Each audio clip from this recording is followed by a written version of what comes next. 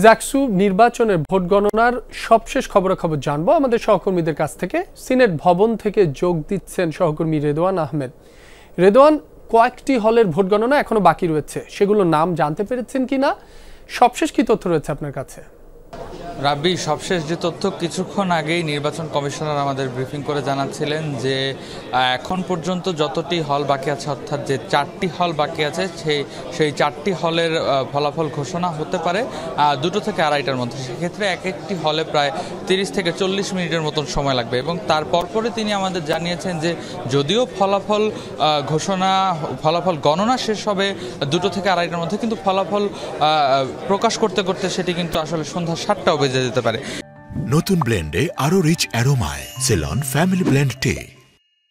আসলে এই নির্বাচনের যে প্রথম থেকেই যে বলছিলাম আমরা যে নাটকীয়তা, একের পর এক নির্বাচন কমিশনারদের মধ্যে আসলে যে সমন্বয়হীনতার অভাব, তারা কিছুক্ষণ পরপরে একজন এক এক রকমের তথ্য দিচ্ছেন। কিন্তু কিছুক্ষণ আগে নির্বাচন কমিশনারের যে বক্তব্য, সেটিতে কিন্তু কিছুটা হলেও আসলে পরিষ্কার হওয়া গেছে তাদের অবস্থান সম্পর্কে। তারা যেটি বলছেন যে 4টি হল, অর্থাৎ মাওলানা ভাসানী হল, জাতীয় কবি কাজী নজরুল ইসলাম হল, বিশ্বকবি রবীন্দ্রনাথ ঠাকুর হল ও তাজউদ্দিন আহমেদ হল, এই 4টি হলের ভোট গণনা এখন পর্যন্ত বাকি রয়েছে।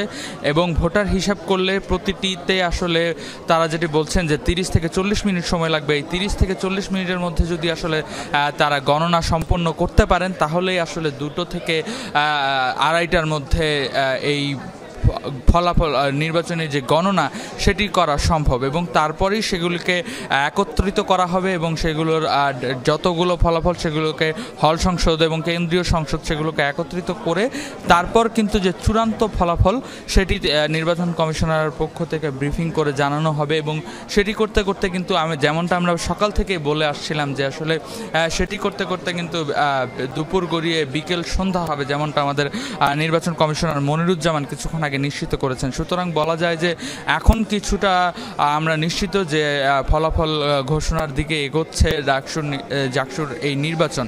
এতক্ষণ পর্যন্ত কিন্তু আমরা আসলে কোনো রকমের সঠিক তথ্য আসলে দিতে পারছিলাম না, কেননা আমাদের তেমন কোনো নিশ্চিতভাবে কেউ আসলে ফলাফল সম্পর্কে বলতে পারে নাই। তবে এখন নিশ্চিতভাবে বলা যায় যে আর অল্প সময়ের মধ্যেই ফলাফল ঘোষণা হয়ে যাবে। এবং শিক্ষার্থীদের কিন্তু কমিশনার ধৈর্য ধরার আহ্বান জানিয়েছেন। এবং তিনি এটিও বলেছেন যে এর আগে যেহেতু এত বড় পরিসরে নির্বাচন করার অভিজ্ঞতা তাদের নেই, তাই কিন্তু আসলে সময়টা একটু বেশি লাগছে বলে জানান তিনি।